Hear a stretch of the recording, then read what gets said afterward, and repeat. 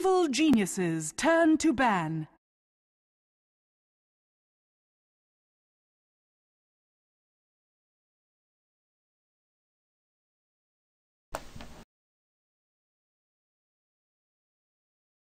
Ten seconds remaining. Radiant team ban.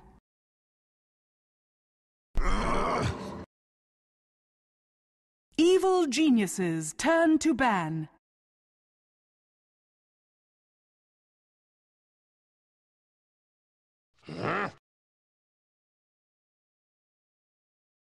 Death Prophet.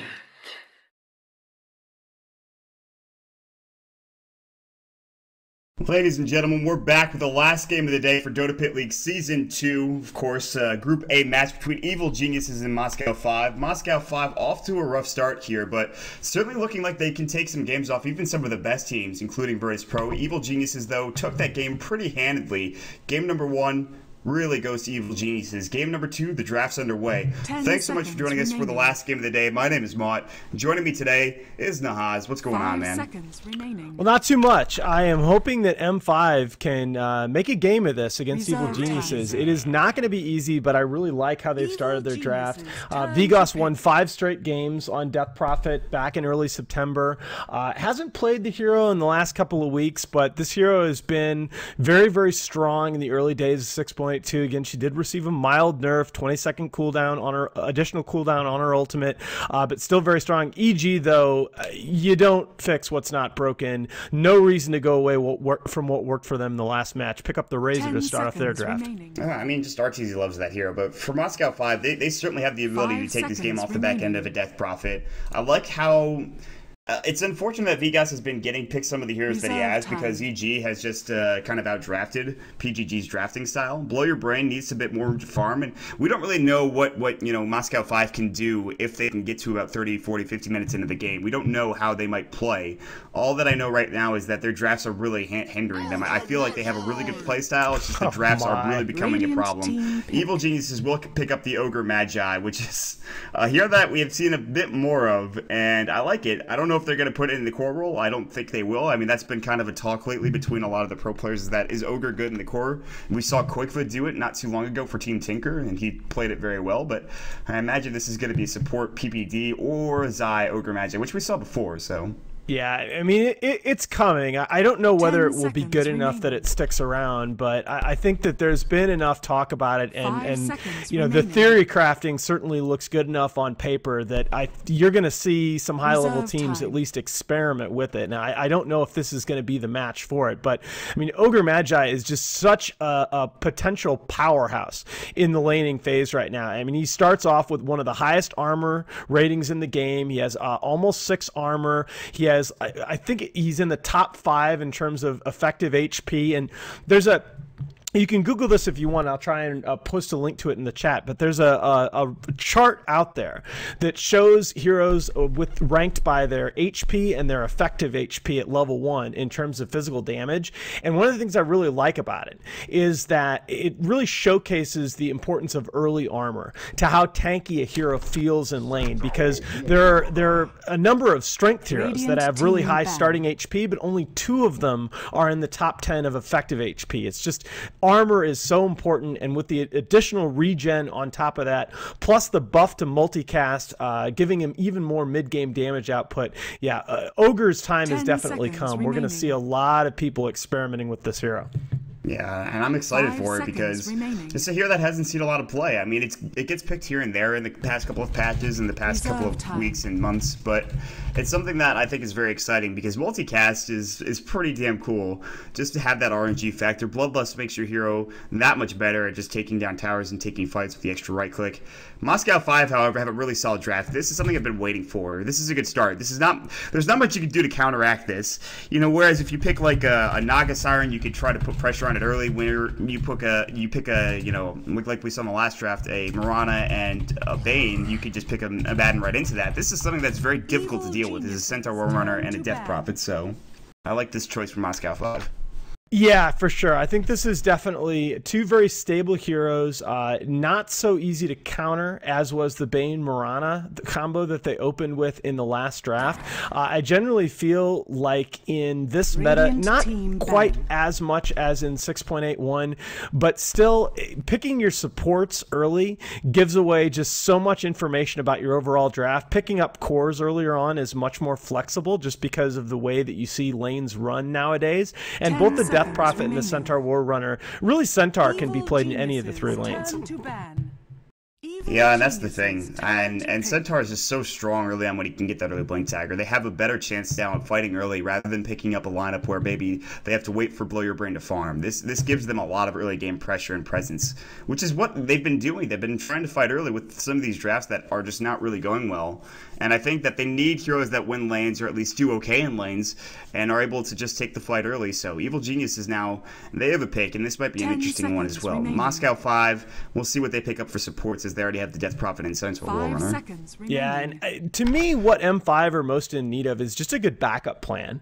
Because I feel like they've been drafting a lot of these lineups that, yeah, they're intended to take fights early, they're intended to take fights in the mid game, but you really need to have a lineup that if that primary strategy doesn't work out, that there's a backup plan. And I thought you saw maybe a little bit of that in the last match with the Luna and the Nature's Prophet, but that's going to be really important here because, you know, EG is a team that's more than capable of taking away your primary game plan. You have to draft a lineup that's flexible enough to be strong at different parts of the game.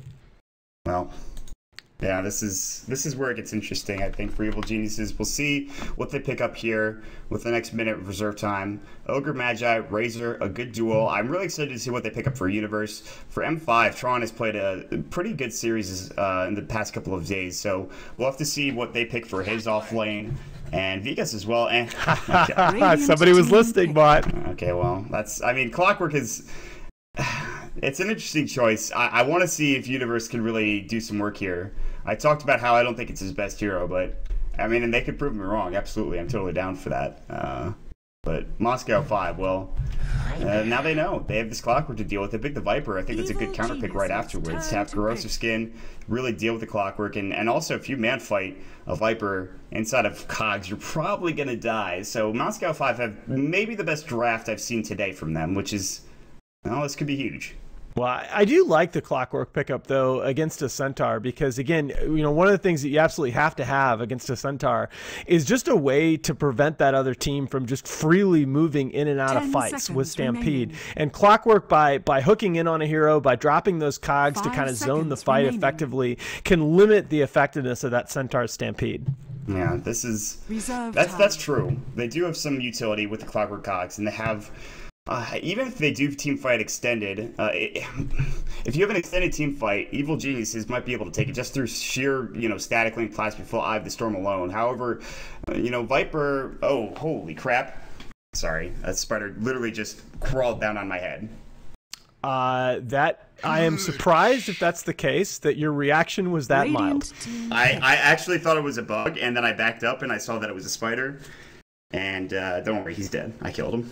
Okay, I mean the fact, like I give you credit for not screaming like a little girl in all seriousness, because I'm in the middle of casting, I'm like really into it, my attention's focused, and all of a sudden there's like a spider in my head. It's gonna be embarrassing.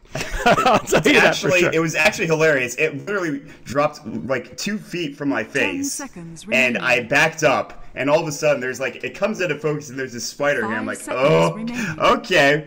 But, yeah, I'm all right. Spider's dead. Back in track. We're into the draft, guys. My apologies here. Evil Geniuses versus Moscow 5. Look picked up for Evil Geniuses. Yeah, I really like, though, how M5 has opened this draft with their 3 heroes. DP and Viper, very, very strong solo laners. The Centaur, very, very good in a tri-lane on that Radiant side, can go aggressive or defensive around this hero. And, I mean, I would like to see M5 build their draft explicitly around the laning phase, because in the 2 game 1s that they've had today, they just haven't made it out of the laning phase. And now the Enigma, okay, which isn't necessarily about winning your lanes directly, but if you have the two strong solo laners in the Death Prophet and the Viper, the very stable lane farmer in the Centaur, it becomes harder for EG to pressure the Enigma in the jungle. So again, I feel like of the 4 games that we've seen today, this is the one where M5 have most set themselves up for early game success via the draft. And I always feel like for M5 that the second game is always a lot more solid than the first game. They try to do something a bit crazy in the first game. Right. In both series, it doesn't pan out. In the second game, maybe they tighten it up a little bit. They play their play style a bit more effectively. But this is it. This is exactly what you're talking about, and I agree 100%. In terms of the laning phase, they should be able to win a lot of these lanes, even though 10 seconds I think a lot of people talk about Razor versus Viper if that is the matchup, which it'll probably be Razor versus a Death Prophet. But those matchups are pretty good against Razor. Viper, obviously, with Nether Toxin. Death Prophet has Crypt Swarm, and it's really tough to deal with that as a Razor. And static linking a Death Prophet's not easy either with her increased move speed with Witchcraft. And they will ban out the Clinks as the last ban. Evil Genius is coming up with their last pick. They already have a Lich, they have an Ogre, Clockwork Razor, so they need to pick Fear's hero more than likely here. Yeah. Although I say that, and I really don't know what PPD has up his sleeve. So yeah, but the Clinks ban I think is a really, really good one. That's a hero that I think could create a lot of problems for their lineup, and a hero that I think we're going to see. We've already seen in the early days of 6.2, and I think we're going to see more and more. I just, Maud, I have to get this stat out of the way early on. We'll never talk about it again, but PGG does have a 5-17 career record on his Enigma in pro matches. So that's out there. We don't have to talk about it anymore. We can just see in the next 15 seconds or so of their reserve time what the 5th pick is going to be for EG. We'll let chat react to the PGG Enigma if that is going to be what he's flying, which more than likely is. Evil Genius says 6 seconds left for reserve time. They want the distance with this draft for both squads, and for Evil Geniuses, they grabbed the Sven and Fear's old standby, and not really that shocking when you think about it. Well, against the DP, Sven is just such a good pick because, of course, a huge chunk of her damage output is going to be coming out from that Exorcism, particularly in those pivotal mid-game team fights, and the new Warcry is sick level unbelievable. At 7 seconds duration, only on a 14-second cooldown, 16 bonus armor for only 25 mana. That ability, it just shuts down heroes like Bristleback and DP that rely on that sustained physical damage. And I actually really like the Rubik pick at the end. There's a lot on the side of EG that they can steal here. Not bad. And they are going to, as we talked about in the first draft, they've been switching roles up here a little bit. It looks like they're going to run a tri-lane around Universe here. And it is going to be a core Ogre. Oh my god, Fear's playing it. We're in the game, and we'll see how EG pans out with this one. I don't know if I'm the biggest fan of this draft from Evil Geniuses in comparison to M5. No. I just think M5's draft's a bit more solid. I like the idea for Evil Geniuses, and I like the fact that Ortiz is on Razor because he wins a lot. I mean that's a good high win rate for him. Is this the set? No, this is a different set. Oh, unfortunate. But yeah, core Ogre, certainly an exciting prospect here, and it looks like they might go aggro tri-lane with the Universe. Sure. Sven. I mean, are you serious? PPD, Lich, Fear, Ogre, and Universe Sven in a tri-lane? That's scary stupid. Now, Fear, of course, I got a little overexcited there. Again, EG does swap roles out. Fear had a period of time where he played support last year with the old EG roster, and their results weren't necessarily what they wanted, but he played support very, very well. He had some Nyx Assassin and Rubik games that I still remember. So there's not necessarily a core Ogre Magi, but still, we should get to see some fireworks. Yeah, this will be. They're going to run this aggro tri-lane, or maybe a dual lane. I'm not sure. They have Fear who's roaming around. He has boots, and it looks like he's heading to the top rune spot just to make sure Zai can get his block off. Zai's Clockwork I've seen in person. It's quite good. It's a lot better than Universe's. No offense to Universe. I mean, he's pretty good. He's a pretty damn good player, but double damage rune. Oh no. Oh god. If Universe is able to get this double damage involved, they can easily get an early kill here.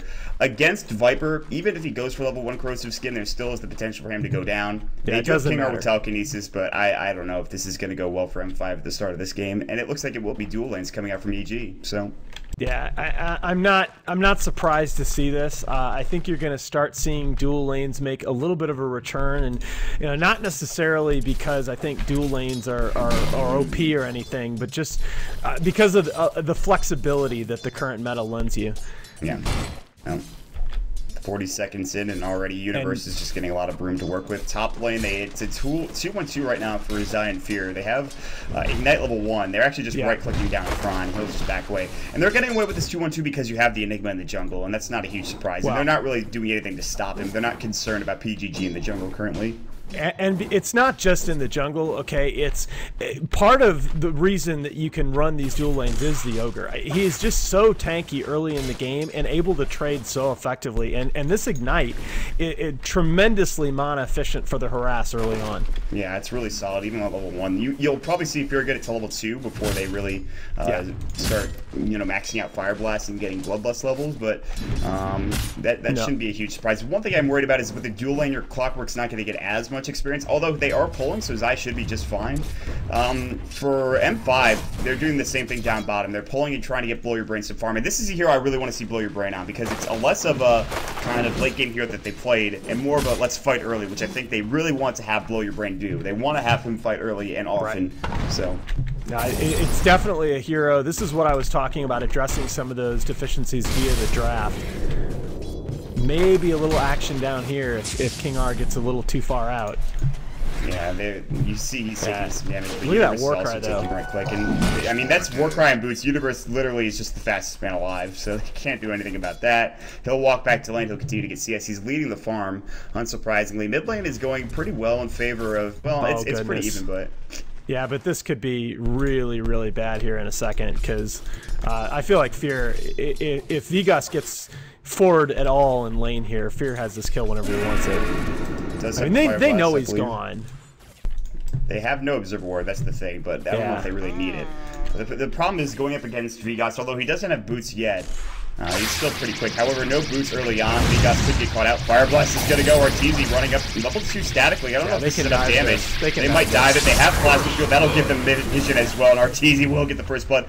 Taking damage to the tower. Arteezy will take a hit or two, I believe, as well. But I'm sure he's got a bottle coming out currently. And Ogre is just going to go back home. And yeah, there is the bottle for Arteezy roaming out as well. So PGG does take over mid lane experience over. But nice gank on Vigas early on. And they're trying to shut him down again.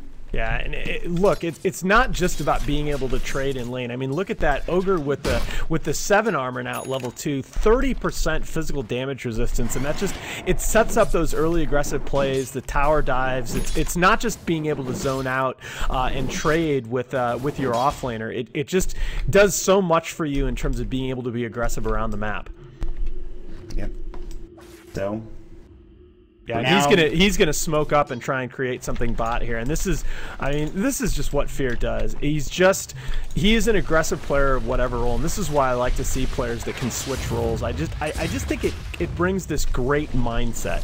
Yeah, but the problem is ganking up against the Viper is not gonna be the easiest task with level 2 corrosive skin, but at the same time, a try versus dual situation, Fear should be able to get this kill. He's actually maybe waiting in the jungle for PGG. He's not going to find him. They're going to head back to the lane. Stormhammer's about to go here from Universe. He's thinking about using it. Not in range. Now goes on Blow Your Brain. Fire Blast comes in. Telekinesis. That'll push him back out of PvD, but there's the Fire Blast. Blow Your Brain still tanky. He will be able to walk away and actually secure his support to get out, but Universe will grab the kill. And he picks up his treads as well. So. Bottom tower yeah, I mean, and that's clinical. I mean, the minute the Viper gets that far up in lane, it's just a free kill. And yeah, you're right. Fear had been hanging around in the jungle, maybe hoping to catch King R, but just too easy there. Oh, look at this. I don't think King R saw him. King R is actually looking for Fear. That's a beautiful path eaten by Fear, but King R sees him now, and he will try to catch him out of position. But look at this. Look at how little damage the Rubik does. He can kill him 1v1. Yeah, Fear is gonna man up. There's Telekinesis is gonna push him back, but actually King R is probably dead. I think King R just killed himself. What? Yeah, he did. I don't know about that. That was a bit questionable from King R, but a free kill going the way of Evil Geniuses. Fear getting involved. He's like, okay, thank you for the kill. I'm gonna go back home now and get some mana. Bye, guys. So, dude, you're Rubik. I mean, I think you just kind of maybe got confused, thought he was a different hero. You just don't walk up to an Ogre anymore. I mean, even Centaur would have to be a little careful doing that. Yeah. I think that was just a misplay coming out. KingR gets brought low, he gets downed, and another free kill for Evil Geniuses, and they still have plenty of farm going their way. The one issue is PGG's farming up the Storm, unsurprisingly, on the Enigma. Now the question is, what can he make done with this? What can he get going with this for PGG? With the Soul Ring up, he'll get boots, he'll probably get towards a mech, I imagine. Top lane, they are going to rotate some heroes over, but so does EG. Fear comes in, Zai coming in, double edge might be used, they do have Stampede. Zai comes in, he's got hookshot. Cogs are going to go through, not connecting. Tron can still Centaur Stampede up if he wants to. Hookshot is on KingR. Meanwhile, he will get hooked up. Beautifully done by Zai, getting it going. Flair will grab the kill. Somehow he gets it done. Meanwhile, bottom lane, they will kill Lich coming out. PGG coming through using his Midnight Pulse and Malphite to grab the kill. So yeah, one that was trade. Really important for M5 to get some kind of a trade there to get them on the board in this match. I mean, really well executed sequence by Zai. You can see it's not just about stunning the Centaur out of his Stampede. Here's that, I think. Telekinesis, he gets the Fire Blast up, and he will throw the Ignite as well. Getting blocked by Zai. Battery Assault coming through. He does cog him out, but Zai taking a lot of the damage here. But look at this Battery Assault coming in. Zai gets an easy kill. Frost Blast as well. And all of a sudden, it's getting away from Moscow 5 yet again. And EG just having some more solid plays, whereas that's a level 1... That's a level 1 ultimate with 2 points in Witchcraft coming up from... Yeah, a little bit suspect there. I was going to point that skill build out. I mean, look, I am not necessarily a fan of putting off the ulti to level 8 or level 9 because I think it provides a degree of safety in lane. If somebody dives you, you turn on that ulti and live. Yeah. But boy, oh boy, yeah, that's not the point with that hero where you want to go on the offensive. Zai trying to juke up here against Tron. Yeah, he is in some trouble. Cogs are going to go. He's going to get stomped in double edge. And now let's get try Zai, but Tron does get the kill, which is much needed. RTZ, meanwhile, bottom lane going to town, does get the kill on the Viper. PGG getting chased down. Universe not going any further. He has no mana for a Stormhammer and decides to back away. So. And they know Black Hole is up. Yeah. The one thing is that they are going to be able to put pressure on these towers with Exorcism and with Eidolons. So that if they want to fight, they could try, or want to push, they could try, but... And we always talk about how you transition into the late game with an Ogre. Hold that block if he needs to. Impede its telekinesis down. And they don't get the kill. TP rotation. It is coming from Zai, but they could have gotten that. That was just a little bit bizarre. I'm not sure how to call that. I'm sure how to call that.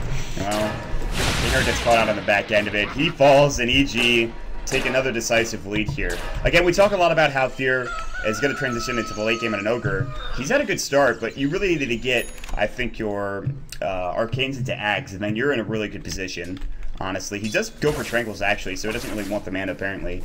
Which is very interesting for me. I don't really know if that's a build that we see too often, but I think it's fine. Remember the change a while back where the unrefined Fire Blast from your Ags is now a percentage of your current mana rather than a fixed amount. So Ogre can actually get away without like stacking mana items. He can still use both Fire Blast now. I'm not necessarily saying that Tranquils is the way to go, but I at least understand the thinking now. My problem with that is that you're assuming you're getting Aghanim Scepter, which I mean, he probably could, but he's still very far away. He'll probably go something like Blink first. Yeah, I mean, that's the... You're going to have to rotate, I think, back home a lot. Meanwhile, Arteezy is a haste room. PGG might even just have to use his Black Hole to survive here. Or, yeah, there it is. Static Link is still going. Arteezy actually in trouble. They can stop him. Telekinesis, he's still a lot of damage. It's not going to matter. Ignite and Fire Blast coming through. M5, that's a huge kill that they needed, and Arteezy getting a bit overconfident. Yeah, way overconfident, knowing that's, people talk about the threat of the Black Hole sometimes being more significant than the Black Hole itself. And I mean, Enigma only casts Black Hole a little over 4 times on average in a pro match. But I mean, that's why the threat of the Black Hole is so significant that you misposition yourself a little bit, and it's a kill. Shot in on Deployer's Brain, and he's had one rough game currently. He's not dead yet. Flare's coming out, Stormhammer, that'll kill him. And now they're diving. They're looking for KingR. He's going to go into the trees, and Universe is going to cut off his path. The pincer move comes out. KingR, he's blocked in. You can't go anywhere, buddy, unfortunately. And KingR looks like he may fall. He's juking quite effectively, however, wasting a lot of time for Evil Geniuses. But he does go down in the end. And another 2 kills going the way of EG. So... And I just want to highlight that Zai is just playing so magnificently with this game. I mean, people talk about, so we will have an engagement here mid. I'll hold that for a second. Centaur stampedes and he's fine. Anyways, continue. You know, people talk about a hook shot being a skill shot. It obviously is, but you know, all hook shots are not created equal. When you talk about hook shots and hooks, I mean, the angle at which you approach engagements and the way that you use your other skills, particularly cogs, to zone the enemy heroes, those can make the angles on your hook shots a lot easier or harder. And Zai has just been approaching these fights very, very well to open up those angles for himself. I mean, the individual hook shots have looked easy, but that's because he's set them up incredibly well. Yeah. It just seems like he's really got a good understanding of the hero. Exactly. But at the same time, Moscow 5, they do have PGG on the Enigma. This is his hero. He's getting a mech, and we'll see if he can get some big black holes and even some early pushing, which I think is more important. And I talk the last time I casted with 1437. Death Prophet's dead. I mean, Blade Mail at 11 minutes and a level 10 clockwork is just. Thanks for playing, Death Prophet.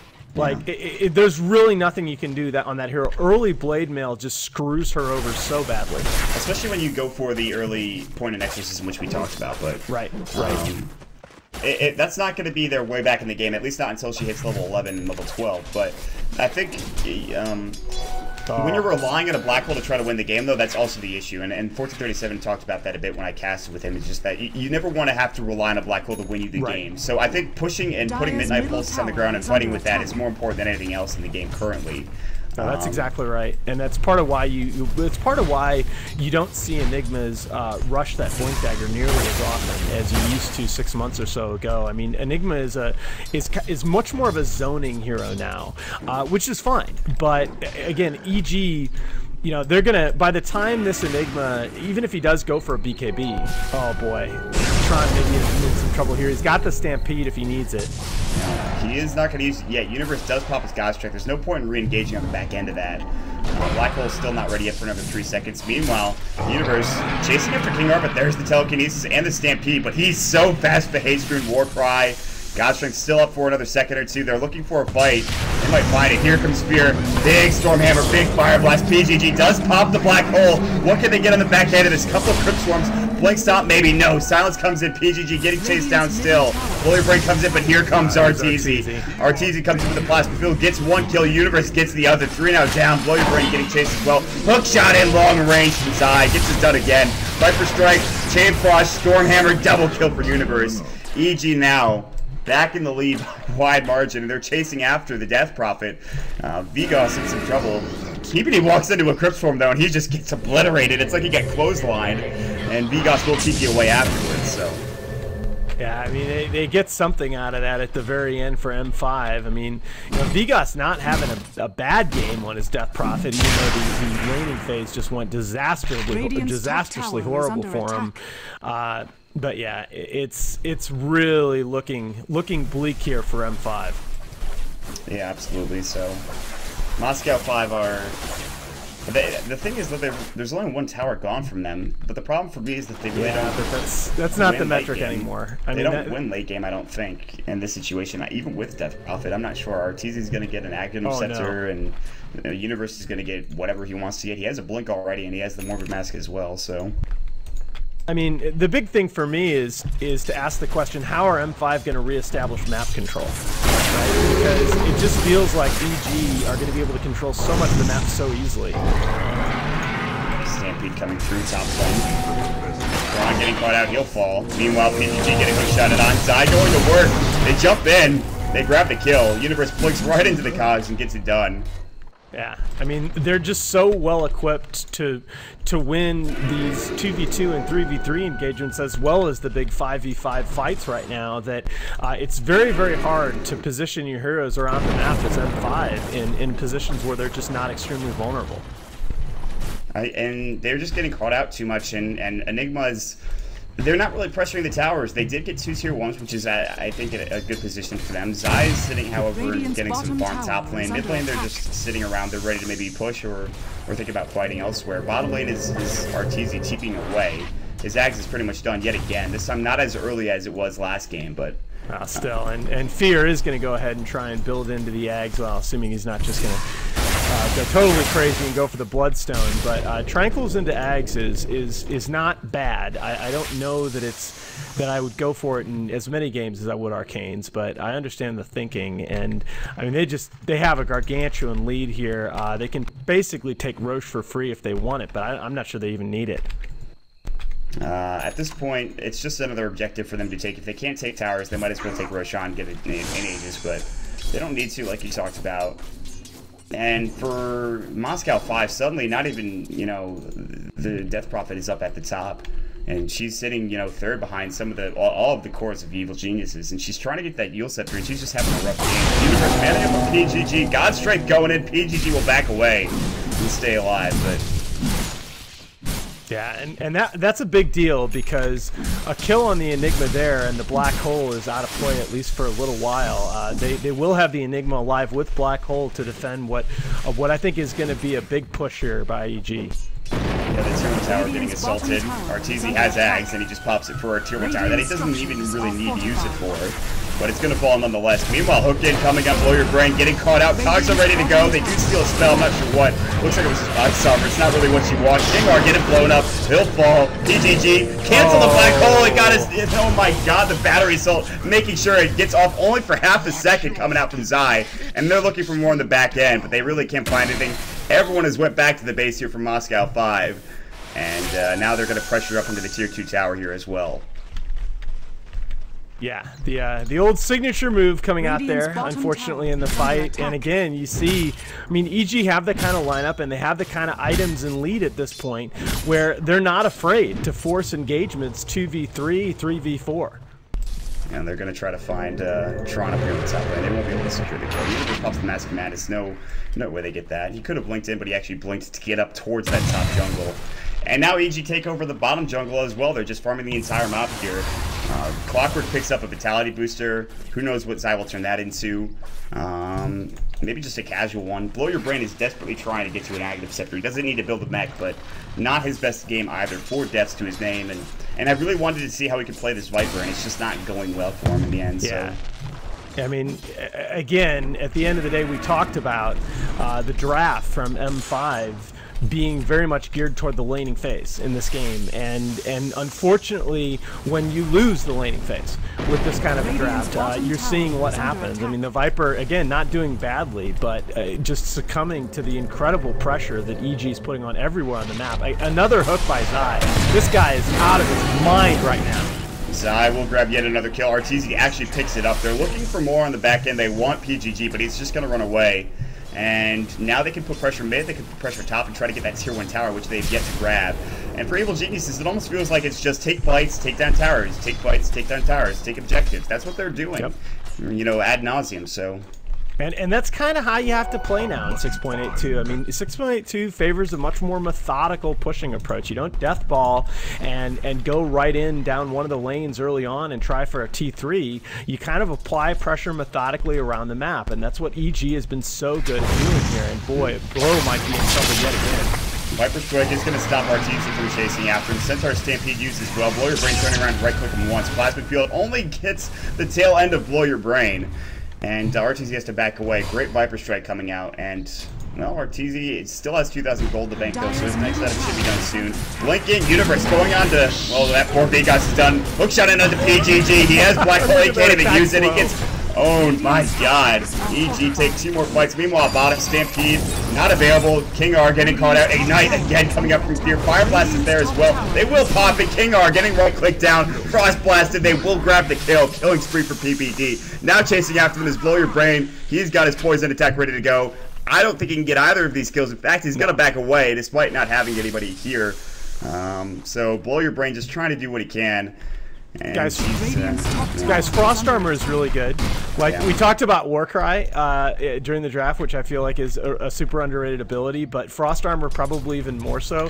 I mean, you just saw, like, Arteezy was at about 20% HP, and Tron Centaur TP'd in and thought he had an easy kill there. He double-edged stomp combos. Arteezy is 1 hit away from going down, and the poor Centaur looked like he was in slow motion, trying to land that last overhand smash to end Arteezy's life, and that's just, it's because of the Frost Armor.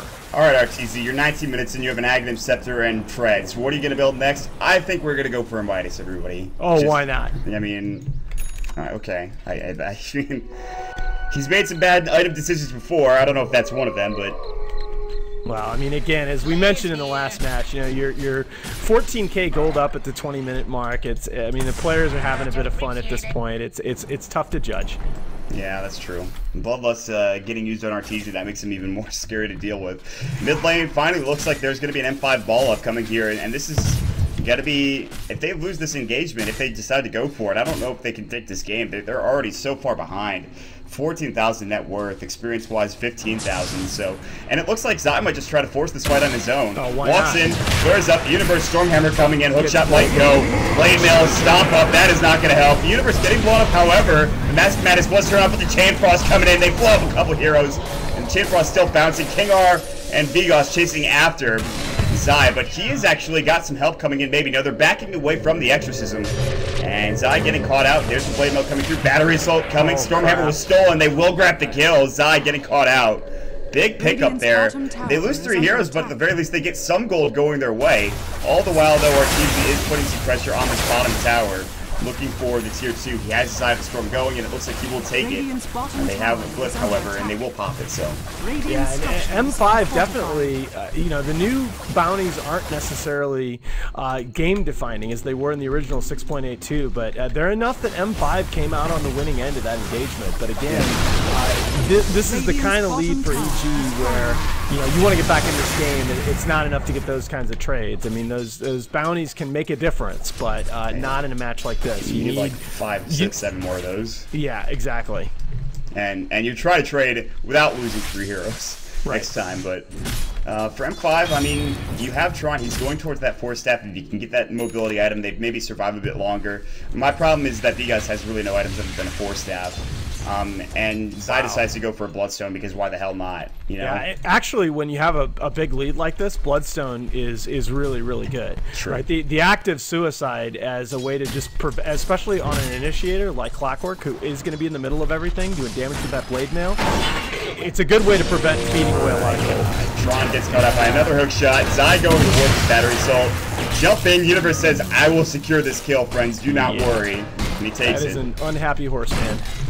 He really just gets caught again, and Tron with the force that might have been able to live there. But they are catching Artesia in the mid lane. He does get the Frost Arm, and it will bring him back out, but he's very low, taking a lot of damage from Corrosive Skin. The poison attack does bring him down. And, God's strength again for Universe. Time to man up, boys. Zai has no hookshot for another 20 seconds. This is the problem now going for an Aghanim Scepter. Here we go, though. PGG, he does have Black Hole, but I don't think he can get it off. The Universe is going to bring him down. Malphite is going to go. PGG goes down. Fear chasing after Blow Your Brain. He's going to be up to the high ground. Universe still going. The right click going to come through. 4-step forward from Zai. Fire Blast going. Blow Your Brain about to fall. Flare, they can't find him. He jukes him away. Hookshot in. Zai gets the kill. Double kill. Universe, actually. And Zai commits suicide. What? Celebratory suicide. I don't know what happened there. That's a thing. Well, okay. I guess. Yeah. I'm struggling here, my friend. He was at full health, wasn't he? Or at least doing well. I mean, he had no way of dying. By the way, Universe just has a casual Daedalus, because nice. Yeah, that's going to be fun. Yeah, Artesia with his 20-minute Midas is going to go ahead and build into a Refresher Orb, which he's probably going to have by 26, 27 minutes, and that's going to be insane. Those of you with problems with seizures, please don't watch the screen too closely, because that double Razor ulti is a little bit ridiculous.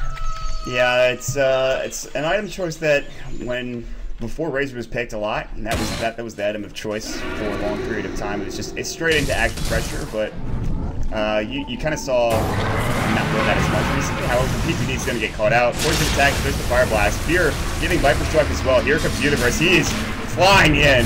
Universe throws up the Stormhammer. And the right click coming out. Meanwhile, Exorcism going. Fear getting low, and also chasing down Universe as well. But Zai jumps in with the hookshot, grabs 2. And there's the force out. They will grab the kill. The Death Prophet before her ultimate can do really any damage. Universe goes down as well. The Tron jump back in. Static Link. And Zai getting yet another kill. 2 for 2 exchange. I believe there was a buyback. I'm not sure from who. Looks like it was from PPD as well as PGG. So they're both going to go down, it looks like. No.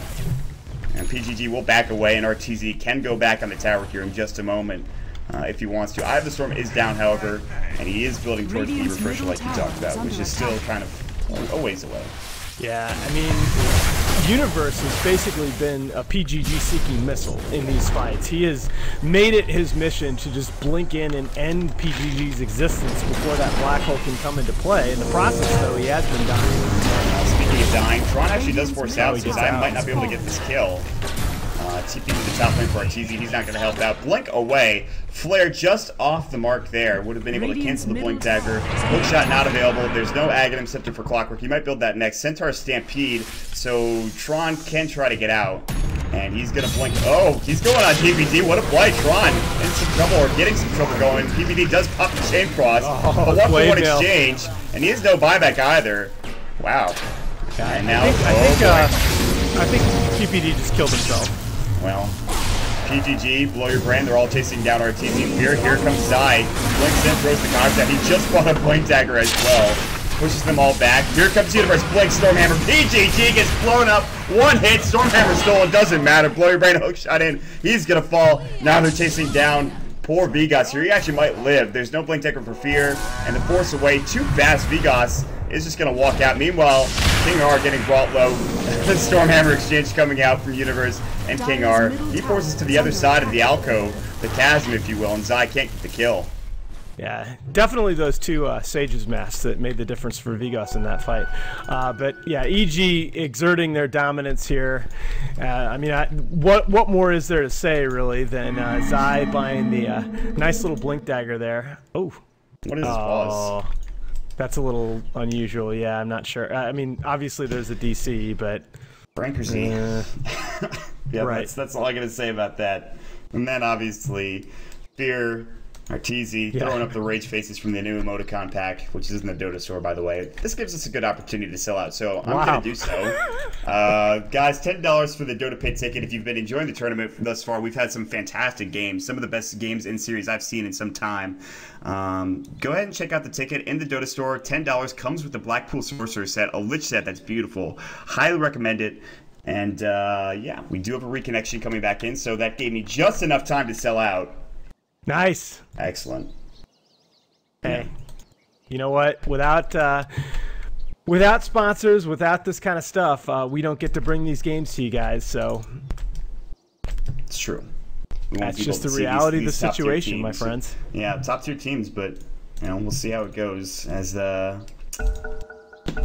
we're in the middle of the game. Looks like we will unpause. Fear's gonna run right on top of Vigos. He's gonna try to TP away. Exorcism actually just gets popped, and Fear TPs away smartly. He says, "Okay, I'm done here. Goodbye." And then Exorcism down now for 135 seconds. Yeah, this is yeah, an M5. They just can't get anything going right now. 15,000 net worth disadvantage. Experience-wise, about the same. Stamped's gonna go, and just as that happens, you see the blink coming away. Zai pops the cogs as well. Now Tron trying to force through, but can't actually make it. Just anytime they try to get a kill, it just somehow goes awry for M5. It just feels like they can't get much done.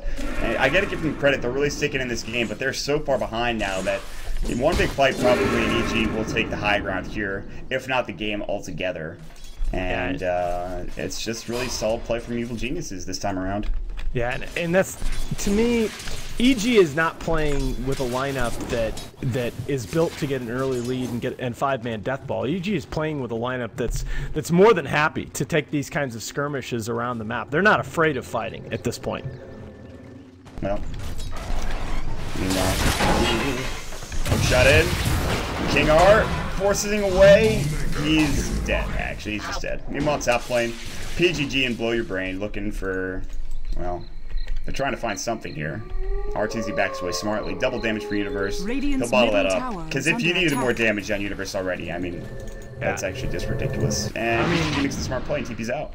Zai and Universe are just having just crazy good games right now. I mean, you expect to see RTZ up there in the net worth on his Razor, but yeah, the amount of space that Zai and Universe have created everywhere around the map is just crazy. Well,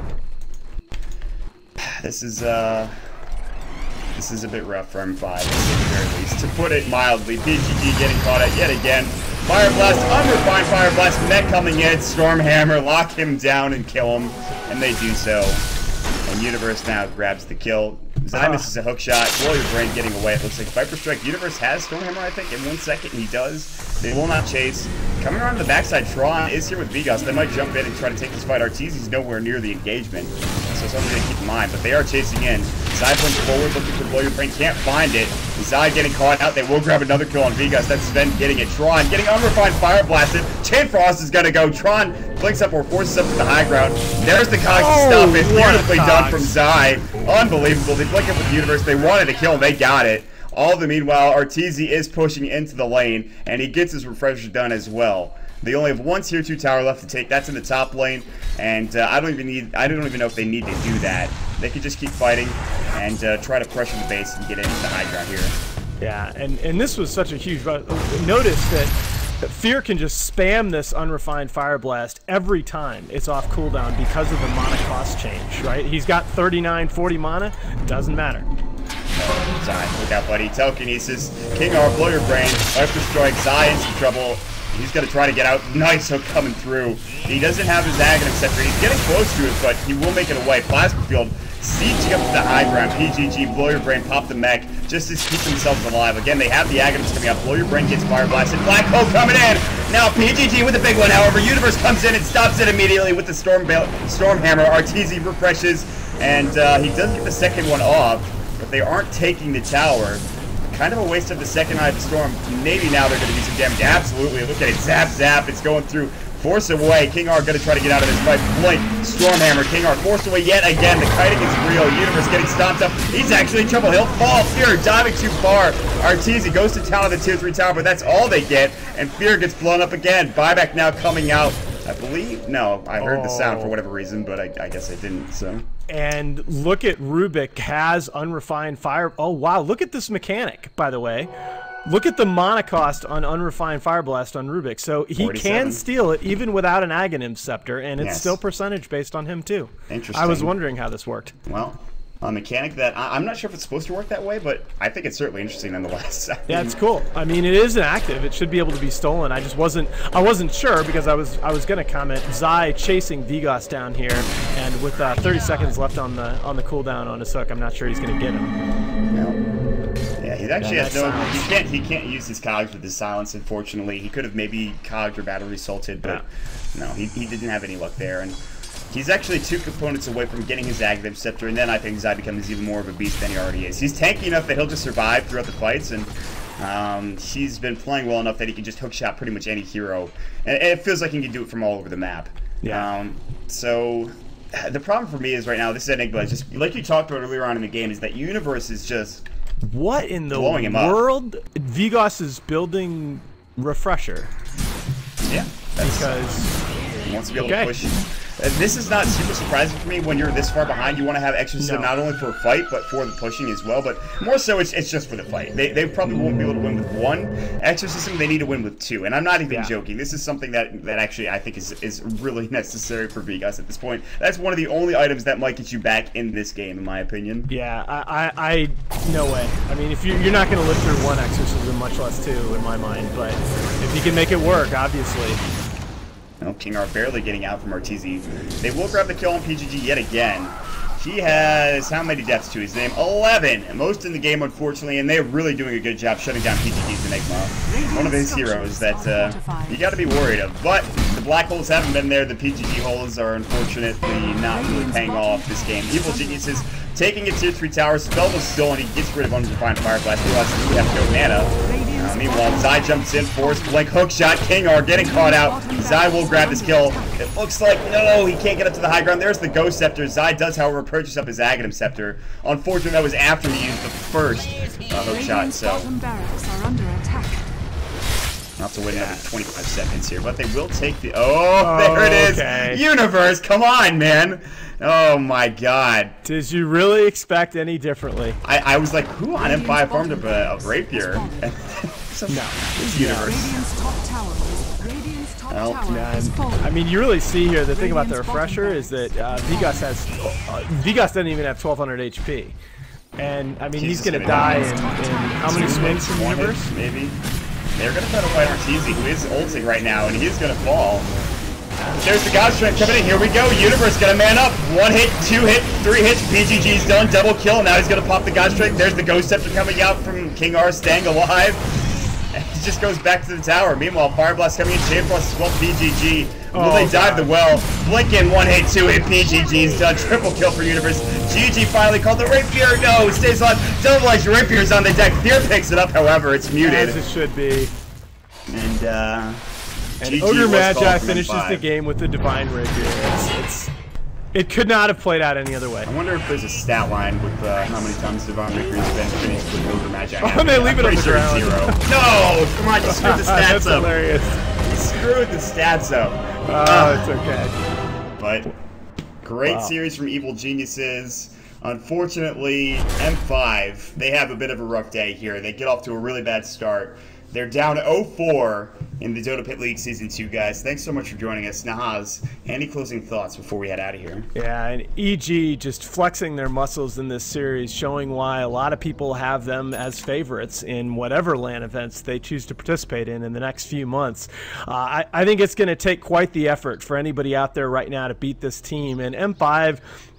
You know, just running into two teams today that are both really hot and really good. You know, I don't know that they're necessarily bad, but yeah, it's going to be a tough road ahead for them. Nice to be able to cast with you here, Mott. Again, thanks to everybody for tuning in. We really appreciate it. If you enjoyed our broadcast today, please do think about buying that in-game ticket. Supporting these tournaments is really important, guys. Grow the scene if you can. And once again, hope to talk to you again soon. Yeah, absolutely. Thanks so much for joining me, guys, and thanks to Nahaz as well for joining me when it was pretty much a last-minute request, but always nice to have you. Evil Geniuses will take the series. We're going to have a bit of a break now for Dota Pit. We'll be back on the 13th for C9 versus Virtus Pro Polar. That'll be the only game that day, but ESL 1 New York is going to be coming up soon, guys. I'll be making my way over there along with What Is Hip, Greg from highground.tv, of course. Make sure you come and say hi to us. We'd love to talk to you guys. We'd love to hang out with you as well. So it would be an absolute pleasure talking to you guys. Of course, if you enjoyed the cast, check out dotapit.com for more information. Check out twitter.com/dotapit as well for all of the information on the upcoming matches. If you enjoyed the casting, comments, criticisms, concerns, shoutouts, again, I'm Mott. With me is Nahaz. You can check us out twitter.com/MottDota and twitter.com/NahazDota as well. So we'll take our leave. And again, it's been an absolute pleasure. See y'all later, guys.